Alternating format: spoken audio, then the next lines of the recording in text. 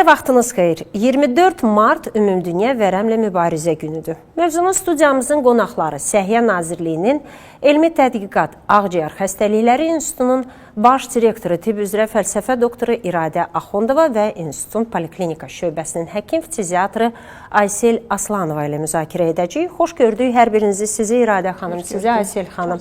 Və elə ilk növbədə sizin rəhbərlik etdiyiniz Elmi Tədqiqat Ağciyər Xəstəlikləri İnstitutunun fəaliyyətindən və 24 Mart Ümumdünya Vərəmlə Mübarizə gününün əhəmiyyətindən danışaq. Çox sağ olun Ülviyə xanım. İlk öncə mən çox böyük bir qürur hissi ilə bizim institut barədə məlumat vermək istərdim. İnstitutumuzun 82 yaşı var.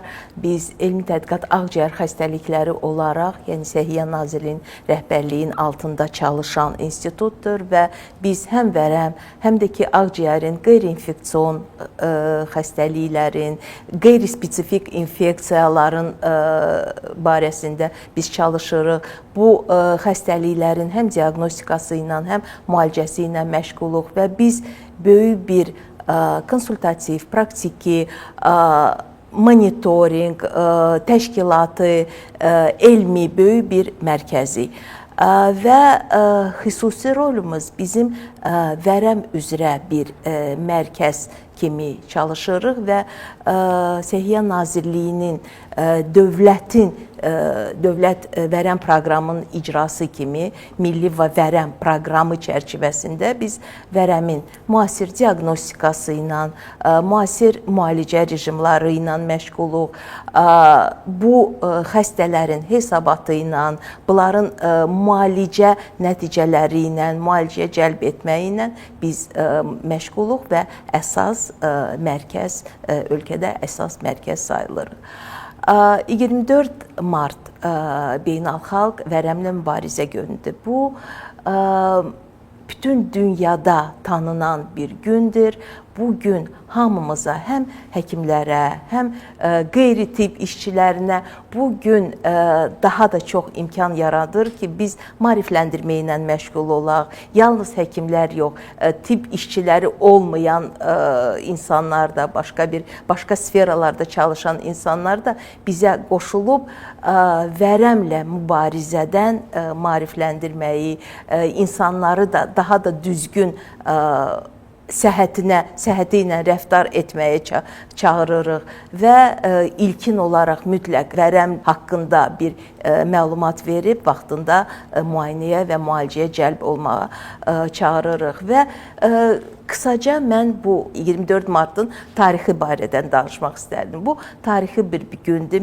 1882-ci ildə Martın 24-də tanınmış professor, həkim mikrobioloq Robert Koch tərəfindən vərəm mikobakteriyası yəni kəşf edilmişdir və cəmiyyətə, bütün elmdə çalışan mikrobioloqlara, həkimlərə bu mikobakteriya, bu infeksiya barədə məlumat verilmişdir və o vaxtdan artıq biz hamımız bilirik ki, vərəm infeksion xəstəliyidir, vərəm mikobakteriyası tərəfindən törədilir və bu çox böyük bir çevriliş idi elmdə. Ona görə ki, artıq bu yəni məlumat bütün tibbə, həkimlərə daha da düzgün vərəmin müayinəsini və müalicəsini aparmağa istiqamət verdilər və əsas odur ki, infeksiyanı bildiyindən sonra alimlər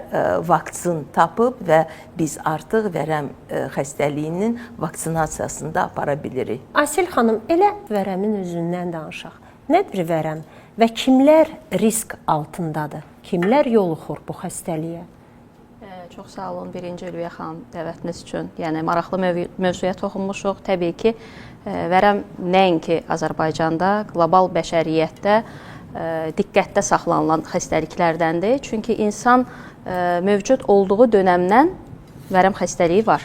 Hətta tarixinə də baxsaq, Misir ehramlarından tapılan tapıntılar, köhnə qazıntılar hamısı onu göstərir ki, insan dünyaya gəldiyi andan bu mikrob da mövcuddur.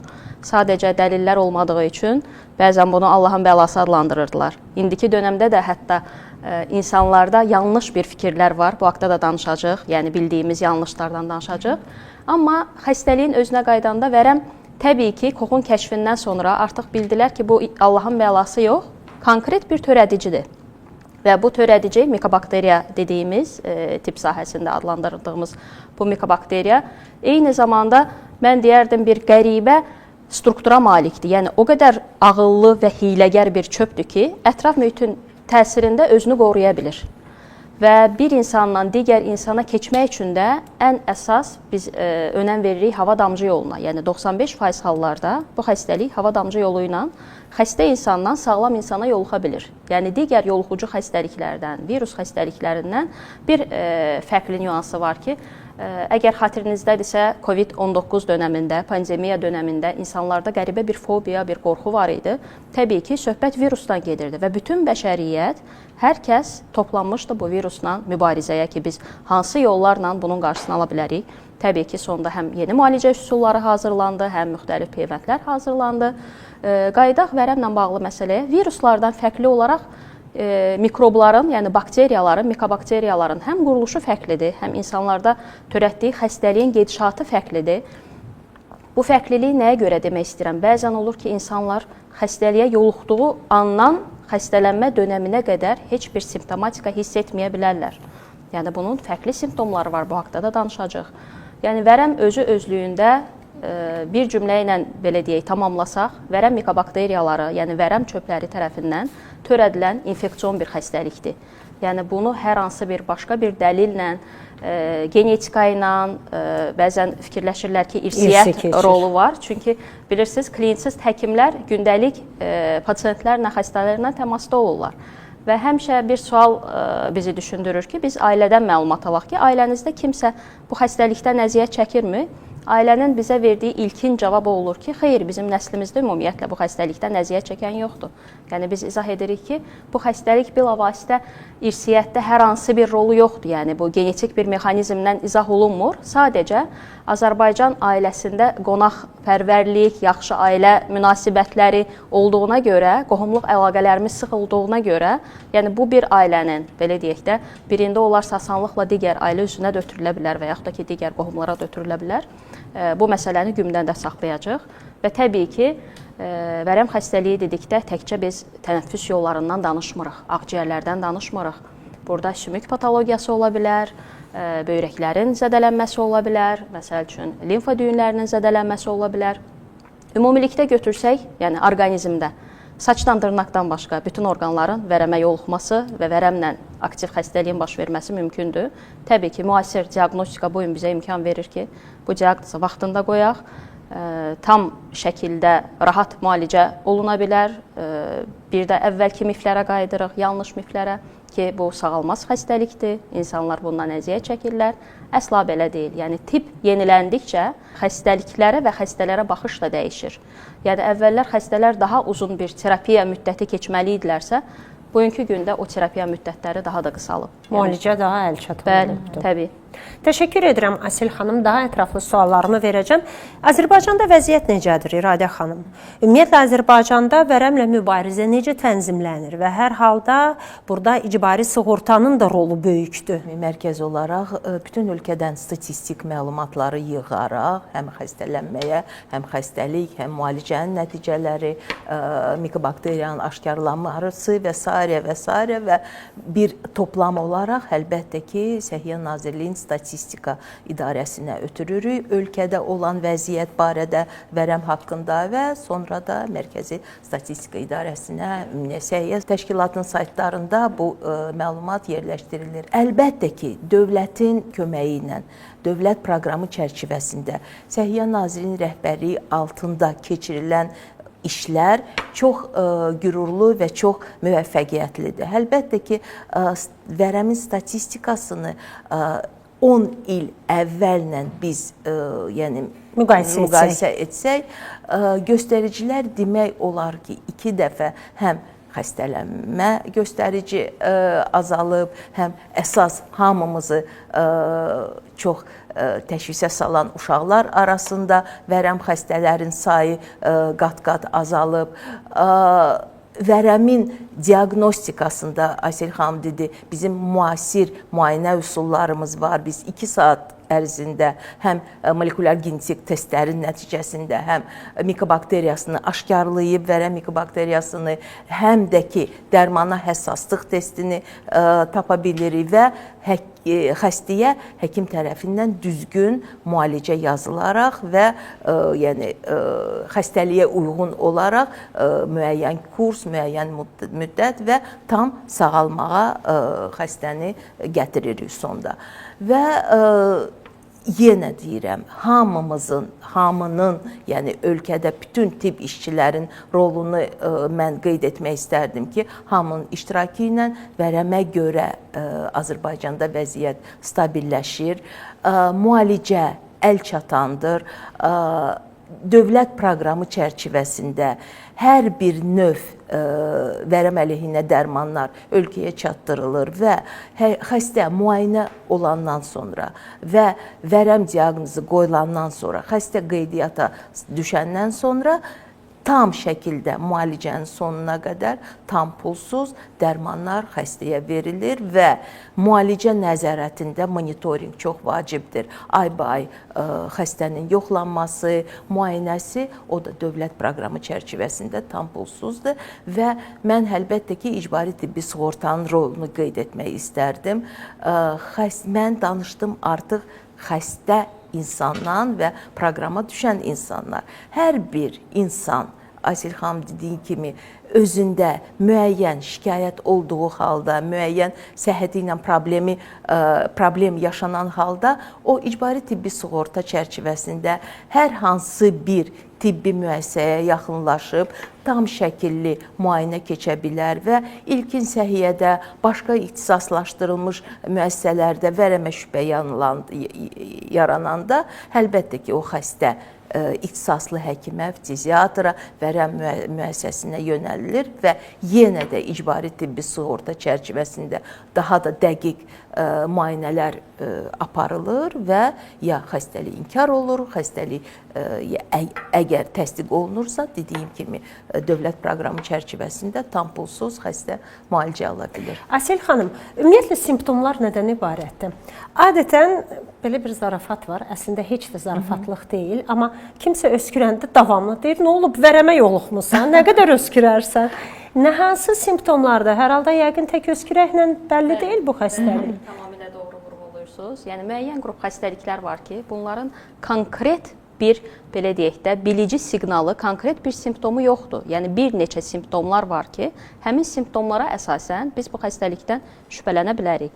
Tutaq ki, sizin dediyiniz çox doğru bir məqamda öskürək. Bəli, ağciyər patologiyası zamanı istənilən ağciyər patologiyalarına biz baxsaq, virus infeksiyaları olsun, kəskin respirator virus infeksiyası olsun, bronxial asma olsun, ağciyərin xroniki obstruktiv xəstəliyi olsun. Dərhal yuxarı tənəffüs yollarını tutur. Yuxarıdan tutmuş ta aşağı tənəffüs yollarına qədər ilkin simptomatika öskürəkdir. Yəni öskürək əslində bundan qorxmaq lazım deyil. Bu orqanizmin qoruyucu bir refleksidir. Yəni biz öskürərək, hətta az yaşlı uşaqlarda bəzən yad cisim qorxusu olur. O öskürək həmin o yad cismi eyni zamanda bizim tənəffüs yollarına düşən xarici agentlər, toz ola bilər, müəyyən başqa bir zərərli, mən deyərdim, infeksiyalar, yəni bir çox amillər var ki, öskürərək biz bunu çalışırıq xaricə çıxartmağa və bu da təbii ki, ilkin simptomatikadır. Yəni pasiyent üçün birinci siqnaldır ki, bəli, bu gün məndə öskürək var və mən hansı müddət çəkən öskürəkdən sonra həkimə müraciət etməliyəm və vacib məqama toxunduz, hələ öskürəyin üzərindən mən davam eləyəcəm. Bu gün təbii ki, bəzi preparatlar apteklərdə reseptsiz şəkildə əldə oluna bilər və pasiyentlər ilk növbədə özlərində öskürək görən zaman dərhal müraciət edirlər öskürək əleyhinə preparatlara, yəni öskürək kəsici. Biz mövcud olan siqnalı nə üçün söndürək? Yəni söndürməməliyik. Əgər öskürəyin müddəti 2 həftədən artıq çəkirsə, bu artıq bir xüsusi, belə deyək də, qırmızı bayraqdır. Nəyə görə 2 həftədən artıq çəkir? Çünki yüngül bildiyimiz adi kataral virus infeksiyalarında, yüngül bildiyimiz adi kəskin bronxit dönəmində 1 həftəyə qədər bu simptomatika davam edib və tədricən azala bilər. Yox, əgər bu davamlı şəkildə uzanırsa, hətta pasiyentlər müraciət edir 1 aydan artıq çəkən öskürək, 2 aydan artıq çəkən öskürək, xroniki bir formada təbii ki, altda yatan bir patologiyanı çözüb araşdırmaq lazımdır. və biz təkcə vərəmin diaqnostikasında dediyim kimi öskürəklə kifayətlənmirik. Digər simptomlara da baxacaq. Burada fərqli yanaşma ola bilər, uşaqlarda simptomlar fərqli ola bilər, böyüklərdə fərqli ola bilər. İstənilən halda çəkidən geri qalma. Əvvəllər bir fikir var idi ki, pasientin üzünə baxaraq xəstəyə diaqnoz qoyma və hamı düşünürdü ki, yalnız astenik bədən quruluşu, yəni tibb dilindən kənar olsa mən deyim ki, nisbətən arıq bədən quruluşlu bir şəxslər baxan kimi sanki bir vərəm assosiasiyası yaranırdı. Əslində bugünkü gündə o baxışlar tamamilə dəyişib. Yəni normal bədən kütlə indeksinə malik olan pasient ola bilər ki, kifayət qədər hündür boy, kifayət qədər normal çəkili. Bəli, habitusa biz baxırıq ki, habitusda deyək, yanına baxanda. Yəni biz kənardan baxanda əlbəttə ki, bu xəstədə, bu pasientdə ümumiyyətlə heç bir simptomatika görməyəcəyik. Yəni arıqlıq yoxdur, üzdə çöküntü yoxdur, gözaltı qaralıqlar yoxdur.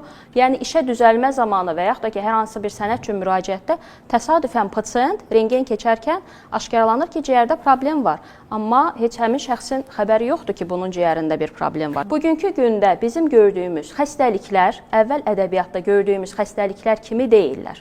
Yəni mən deyərdim ki, dərman terapiyası, insan orqanizmində gedən bəzi dəyişikliklər, məsəl üçün mikroblar da mutasiya edir və bilirsiniz, bugünkü gündə bəşəriyyətin ən böyük problemi nədir? Antimikrob davamlı bir eraya gəlmişik biz. Bu təkcə vərəm infeksiyası üçün yox, həm göbələk ailəsinə aiddir bu, çünki bilirsiniz ki, ağciyərdə göbələk xəstəlikləri də ola bilər. Nəinki ağciyərdə, digər orqanlarda.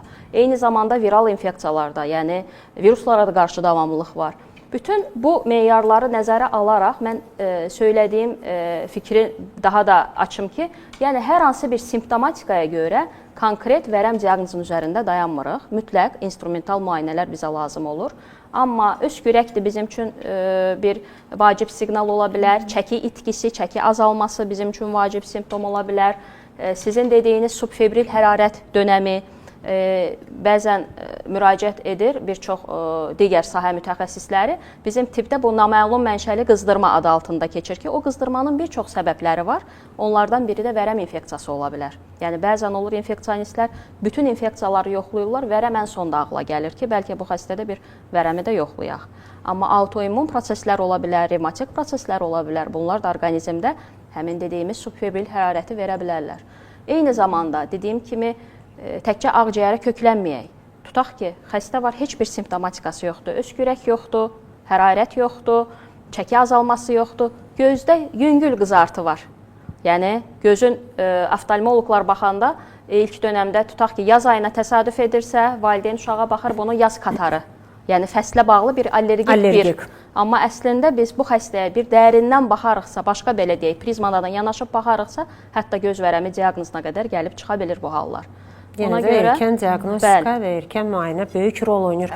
İradə xanım, əslində Aysel xanım bu məsələyə toxundu, amma istərdim daha ətraflı sizdən eşidək.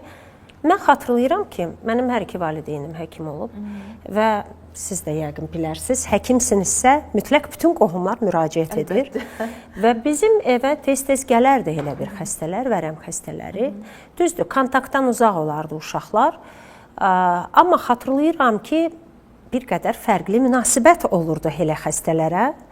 İndi necədir vəziyyət və hətta anam evi xlorluyurdu. Real idi bu, mifdir bu, düzdür. İndi çox təəssüf ki, mən o sualı artıq anama verə bilmirəm. Allah rəhmət eləsin ölən yaxınlarınıza. Həqiqət nədən ibarətdir? Qorxuncdurmu o vərəm xəstələri? Yoxsa mən bildiyim qədər insanın immuniteti yüksəkdirsə və o yaxşı şəraitdə deyək biz, nəmli yer deyil, çox işıqlıdır evi. Bax, bunlar xatırlayıram, yadımdadır ki, bu varsa heç də onlar qorxulu deyirlər. Əlbəttə ki, indi tam başqa dövrdür, tam başqa müayinə üsulları, tam müayinə vaxtı qısalıb, müalicə əl çatandır. Ancaq yenə də vərəm infeksion xəstəliyidir, Aysel xanım qeyd elədi. Vərəm mikobakteriyası tərəfindən törədilir. Əsasən hava damcı yolu ilə yoluxur və yoluxma necə olur? Xəstə insan əgər vərəm mikobakteriyası ifraz edirsə, o da bütün vərəm xəstələri vərəm mikobakteriyası ifraz etmir. Ağciyərdən kənar vərəm heç kontagiyoz da deyil, heç o insanlar sağlam insanı yoluxa da bilmir. keçici deyil. O zaman vərəm mikobakteriyası ifraz olduğu halda əlbəttə ki, yanında, kontaktda olan insan hava damcı yolu ilə vərəm mikobakteriyasının orqanizminə ötürərək yoluxma və xəstələnmə riski yaradır. Heç də o demək deyil ki, əgər sən xəstənin yanındasansa, sən mütləq xəstələnməlisən. Ancaq bizim bir yanaşmamız var. Mütləq vərəm xəstəsi ilə kontaktda olan, uzun kontaktda olan insanları mütləq biz xəstə aşkarlananda o kontaktları da mütləq yoxlayırıq. O mütləq addımdır. Bizim bütün proqramlarda, bütün təlimatlarda, bütün protokollarda biz qeyd edirik və tələb edirik ki, xəstə aşkarladısa mütləq yaxın kontaktları yoxlayın və yenə də deyirəm, yaxın kontakt da o demək deyil ki, o dərhal xəstələnir. Ona görə ki, vərəmdə başqa bir hal var, yoluxma halı.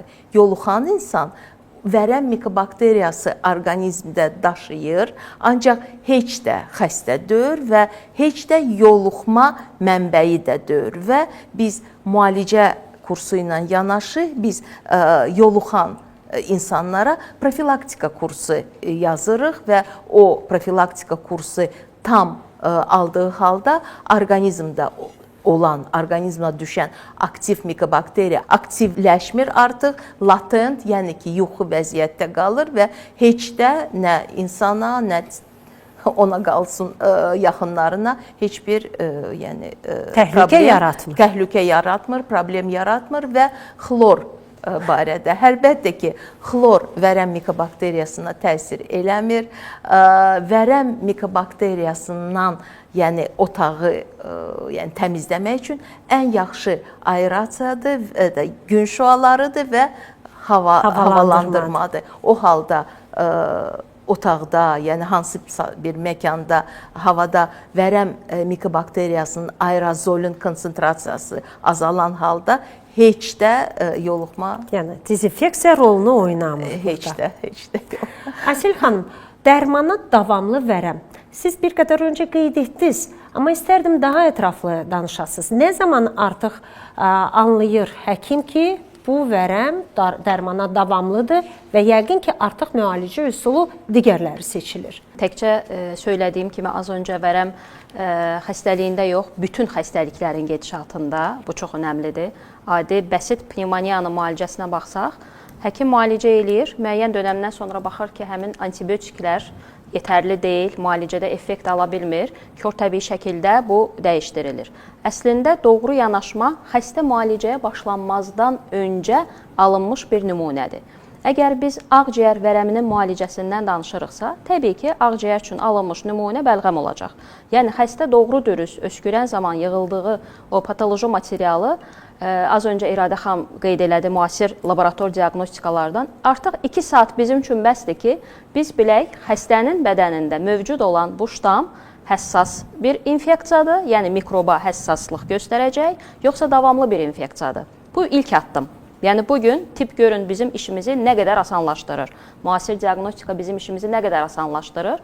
Yəni, biz artıq kör təbii seçim olaraq yox, əlimizdə əsaslı bir dəlillə xəstəyə müalicə aparacaq. Təbii ki, bu analizin köməyi ilə əgər biz bildiksə, infeksiya həssasdırsa, xəstəyə həssas vərəm terapiyası verəcək. Yox, əgər genetik ekspert müayinəsi, yəni molekulyar üsul bizə hər hansı bir rezistentlikdən xəbər verdisə, dərhal biz gecikdirmədən xəstəyə rezistent üçün ayrılan xüsusi müalicə rejimləri var, bu haqda da danışacaq, bu terapiyanı başlayacaq. Və ikinci bir nüans var, bu ilkin davamlılıqdır. Yəni, xəstə kimdənsə həmin rezistent ştamla yoluxub.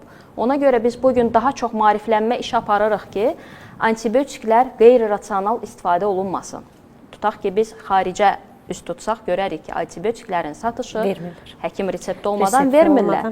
Bizdə amma bütün antibiotiklər çox rahat şəkildə əlçatandır. Pasient özü belə müraciət edib, istənilən adı desə, əczaçı ona rahat şəkildə həmin preparatı verəcək. Bu özü bilavasitə həmin rezistentliyə gətirib çıxardır. Çünki antibiotik sıralarından bəzi qrup antibiotiklər var ki, bunlar özü özlüyündə vərəm çöpünə təsir edir. Çünki biz baxsaq, vərəmin müalicəsi nisbətən fərqlidir. bir qrup fərqli dərmanlar istifadə olunur, amma sıradan bir infeksiyalarda istifadə olunan antibiotiklər digər xəstəliklərdə təqdim oluna bilər, istifadə oluna bilər. Amma ikinci bir nüans, tutaq ki, müalicə dönəmində sizin sualınıza qayıdım mən. Əgər xəstədə hər hansı bir effekt izləmiriksə, tutaq ki, radioloji dinamika izləmiriksə, bizim əlimizin altında hər dəfə aylıq monitorinq dediyimiz bir vacib komponent var. Bu mütləq vacibdir. Çünki bu həm həkimə maraqlı olmalıdır, həm xəstəyə maraqlı olmalıdır ki, mənim müalicəm necə gedir? Bu mikroblar tələf olurmu? Və o aylıq bəlğə monitorinqi nəticəsində biz izləyirik. Həmin ştamlar öz həssaslığını qoruyursa, təbii ki, müalicə bunun üzərindən davam eləyəcək. Yox, əgər gizli davamlılıq kimi də bir anlayış var, yəni müalicə gedə-gedə, belə deyək də, zəiflər tələf olur həmin dərmanların təsirindən. Altda yatan güclü ştamlar, yəni mikrobların güclü növü, onlar qalır meydanda və növbəti etapda onlar daha aktiv formaya keçir. Bunu da biz analizlərin köməyi ilə görə bilirik və dərhal bunu gördüyümüz anda biz terapiyanı həmin mikroblara uyğun tənzimləyib dəyişə bilərik. Çünki bugünkü gün ölkədə bütün əl çatan ən son, belə deyək də, tibbə mövcud olan vərəm əleyhinə preparatlar varsa, bugün çox sağ olsun ki, səhiyyəmiz bunu xəstələrə əl çatan edir və tam təmənnasız edir. Yəni, ən bahalı dərmanlar belə xəstələrə dövlət tərəfindən tam təmənnasız şəkildə verilir. Yetər ki, xəstələr doğru müalicə alsınlar. Amma mən bir əlavə etmək istərdim sizin dediyinizə uyğun olaraq. Əslində, buradan bəlkə bir çağırış olardı. Həmin o antibiotikləri qeyd etdiyiniz kimi reseptlə verilməsi nə yaxşı olardı. Çünki mən xatırlayıram ki, xarici ölkədə adi göz damcısı olan antibiotiki qətiyyən vermədilər. Tamamilə doğru. Elə olmalıdır. Vermədilər. Elə olmalıdır. Nə qədər izah etsəm də olmaz. Artıq illərdir, 9-cu ildəndir mən bilən, Səhiyyə Nazirinin əmri var, vərəm əleyhinə dərmanlar aptekdə satılmır.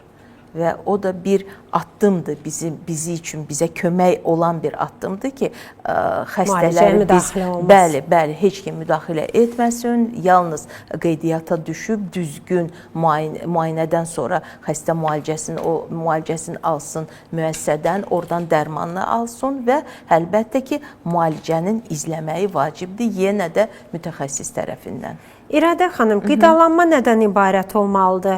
Həm ümumiyyətlə insan yoluxmasın deyənə hər halda immuniteti güclü olmalıdır və müalicə zamanı insan nə ilə qidalanmalıdır ki, güclü olsun və qalib gəlsin o xəstəliyə? Bütün xəstələrimizi maraqlandıran sualdır. Bilirsiniz, əlbəttə ki, dərmanlarla yanaşı düzgün qidalanma, düzgün həyat tərzi xəstələrimizdə olmalıdır ki, tam sağlam, tam güclü müalicəsini qutarsın. Əlbəttə, vərəm mikobakteriyası orqanizmdə intoksikasiya yaradır, maddələr mübadiləsini pozur, zülal, karbohidrat mübadiləsini pozaraq çəki azalır qanda, yəni konsentrasiyası azalır bu maddələrin və biz resept yazaraq xəstələrimizə qidalanmadan da çox ətraflı danışırıq. Əlbəttə ki, zülallı olmalıdır qida. Əlbəttə ki, bol vitaminli, bol mikroelementləri, lazımı olan qədər maye qabulu aparmalıdır ki, yenə də dezintoksikasiya da orqanizmdə yaranan intoksikasiya əlamətləri getsin və maddələr mübadiləsi düzgün aparılsın. Əlbəttə, o da mifdir ki, mən gərək yağlı yeyim, mən gərək güclü yeyim, onda mən sağalaram. Yox, yağ, bal çox yeyim. Yox, onu biz qadağan edirik xəstələrimizə də həkim tərəfindən. Ona görə ki, bizim vərəm əleyhinə dərmanlar çox güclü dərmandır. Biz dərmanlarla paralel biz qaraciyər qoruyucu dərmanlar veririk və o birisi tərəfdən yağlı qida ilə qaraciyərə, mədiyə biz zərər eləyə bilmərik və əlbəttə ki, pis vərdişlərdən, düzgün olmayan vərdişlərdən bizim xəstələr uzaq olmalıdırlar. Spirtli içkilərlə paralel bizim dərmanlar qəbul olunsa, orqanizmdə çox mənfi bir reaksiyalar yarana bilər.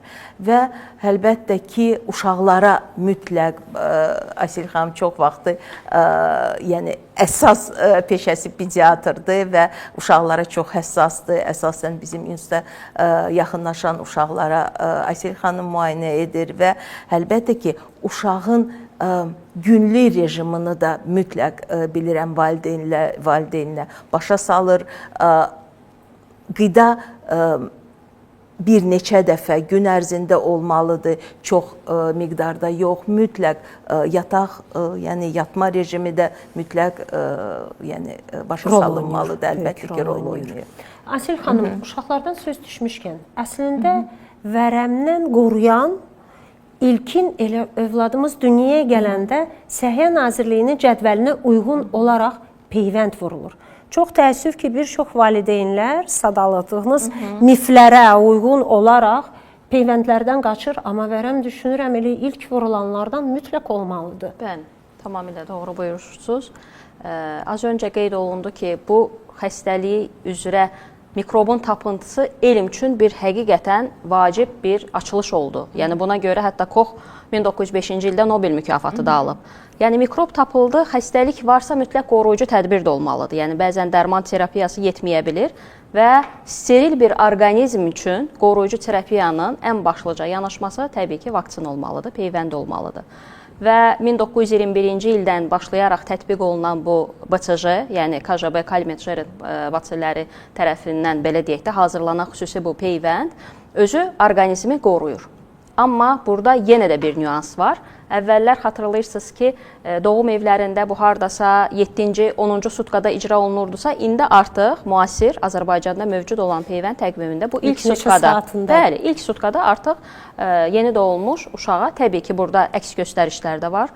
Müəyyən o əks göstərişlər kənarlaşdırılırsa, heç bir mütləq əks göstəriş yoxdursa, uşaqda hər hansı bir anadan gəlmə immun defitsit bir problem ola bilər, hər hansı bir onkoloji şübhəli bir patologiya ola bilər. Burada çəkim meyarı da rol oynayır. Yəni bütün bu problemlərin belə deyək də heç bir yanaşması üçün əks göstəriş yoxdursa, həmin yeni doğulmuş uşaq mütləq şəkildə BCG peyvəndinə cəlb olunmalıdır. Və həmin bu peyvənddən sonra, müəyyən müddətdən sonra biz baxarıqsa, peyvəndin yerində xüsusi bir ulduzvari ağ çapıq görürük. Yəni bu artıq onu göstərir ki, orqanizmə biz məlumat ötürdük, orqanizmin yaddaş hüceyrələrində bu mikrobu tanıya biləcək bir cavab reaksiyası formalaşdı və sizin öncə qeyd etdiyiniz o immun komponenti çox vacibdir. Çünki bizim bütün bugünkü gündə xəstəliklərdən qoruyan bizim immun mexanizmdir. Bəzən olur ki, valideynlərdə bir fikir formalaşır ki, mən uşağıma nə qədər çox immuniteti gücləndirən preparatlar verərəmsə, mənim uşağımda heç bir xəstəlik olmaz. Yəni bu böyüklər də bu fikirdədir. Bu əslində belə deyil. İmmunitet əzəldən bizim bədənimizdədir. Yəni bizi qoruyan xüsusi bir qrup hüceyrələr var ki, bunlar bizi ən təhlükəli xəstəliklərdən, hətta mən deyərdim, bədəndə yaranan onkoloji xəstəlikdən belə qoruyur. Çünki onkoloji hüceyrələr müxtəlif yaşlarda, müxtəlif vaxtlarda yarana bilirlər. Yəni heç kim hansısa münbit bir şəraitdən baş qaldırırlar. Yəni heç kim deyə bilməz ki, yalnız ahıl yaşlarda biz onkoloji hüceyrələri görə bilirik. Yox. Yəni ən belə deyək də yeni doğulma bir dönəmində, hətta 1 aylıq, 2 aylıq uşaqda belə bu hüceyrələrə təsadüf etmək olur. Əfsuslar olsun ki. Və orqanizmin özünün qoruyucu hüceyrələri bunları dəfələrlə başlayır məhv etməyə. Eyni prinsip vərəm mikobakteriyasında da qorunur və ilk etaplarda bizim tətbiq etdiyimiz həmin o vaksin uşağın müəyyən yaşına qədər öz aktuallığını qoruyub saxlayır. Siz bir balaca, belə deyək də, tarixi vərəqləyib əvvəlki ədəbiyyata, hətta əvvəlki səhiyyə dönəminə qayıtsaz, görərsiniz ki, əvvəllər revaksinasiya anlayışı var idi. Yəni, uşaq ilk yeni doğulma dönəmində vaksinasiyaya cəlb olundu. Daha sonra məktəbə gedən dönəmdə, daha sonra əskərliyə çağırış dönəmində artıq bizim ölkədə revaksinasiya prinsipi yığışdırılıb. Çünki məlum olub ki, orqanizm özü cəmiyyətdə, bəşəriyyətə atlananda təbii ki, onun öz daxilindəki immun sistem aktiv işə düşür. Yəni təkrar o vaksinin orqanizmə yeridilməsinin hələ ki bir elə bir əhəmiyyəti olmur. Yalnız uşaqlıq dönəmdə, yəni 5 yaşa qədər onun aktuallığı qoruyub saxlanılır. Amma burada bir vacib məqam var. Yəni, BCG peyvəndi almış uşaq o demək deyil ki, heç vaxt vərəmə yoluxmayacaq. Əgər bu uşaq ailədə aktiv vərəm mikobakteriyaları ifraz edən ana və yaxud da ki, ata ilə bir yerdədirsə, təbii ki, bu uşağın xəstələnmə şansı yüksəkdir. Və burada qoruyucu mexanizmdə bir məqamdan köməyimizə çatır ki, vərəmin xüsusi ağır formaları var, vərəm meningiti, hansı ki, müdaxilə olunması sürətli ölümə gətirib çıxarda bilər. Yəni mərkəzi sinir sisteminin zədələnməsi gedir və bu halda BCG vaksinasiyası bizim köməyimizə çata bilər. Və ikinci bir vacib komponenti də demək istəyirəm ki, artıq necə ki tibb yenilənir, az öncə qeyd elədik, mikrob da mutasiyaya uğrayır, strukturu dəyişir. Bugün Ümumdünya Səhiyyə Təşkilatının qarşısında böyük bir layihə var, hansı ki yeni peyvəndin hazırlanması bir strategiyasıdır. Bu haqda da işlər gedir. Yəni yəqin ki, yaxın bir gələcəkdə, çox uzaq getmədən tibbdə bu açılış olar ki, hətta müəyyən bir yaş dönəmində, təkcə uşaq dönəmində yox, yəni yeni steril orqanizm olan bir dönəmdə yox, müəyyən yaşlarda da bu peyvəndin tətbiqi ola bilər ki, insanlar daha yaxşı qoruna bilsinlər. Çox sağ olun və sonda İradə xanım, tamaşaçılara məsləhətiniz nə olacaq və bir çağırışınızı eşidək. Mənim bütün müsabiqələrdə əsas bir devizim var, vərəm sağalan xəstəlikdir. Vərəmdən qorxmaq yox, vərəm şübhəsi ilə vaxtında həkimə gedib, müayinə olmaq, vaxtında müalicəni başlamaq, müalicəni sona çatdırmaq və tam sağalmaqdır. Yəni mənim istəyim hamıya məsləhətim odur və yenə də vərəm bir xəstəlik kimi problem deyil. Vərəm xəstəliyini problemə çevrilən düzgün olmayan məlumatlardır. Mən hamını çağırıram ki, bu xəstəliyə düzgün yanaşsınlar və tam rahat şəkildə, yəni öz səhhətinə bir diqqət gətirsinlər. Əsas istəyim və çağırışım odur. Təşəkkür edirəm sizə İradə xanım və sizə də Aysel xanım. Studiyamızın qonaqları Səhiyyə Nazirliyinin Elmi Tədqiqat Ağciyər Xəstəlikləri İnstitutunun baş direktoru, tibb üzrə fəlsəfə doktoru İradə Axundova və İnstitutun Poliklinika şöbəsinin həkim-fiziatri Aysel Aslanova ilə vərəmin gizli tərəflərinə və müalicəsinin əhəmiyyətinə işıq saldıq. Bəli, vərəm artıq qorxulu kabus deyil, nəzarət edilə bilən və tam sağalan bir xəstəlikdir. Odur ki, vaxtında qoyulan diaqnoz və davamlı müalicə ilə vərəmə qalib gəlmək hər bir xəstənin öz əlindədir.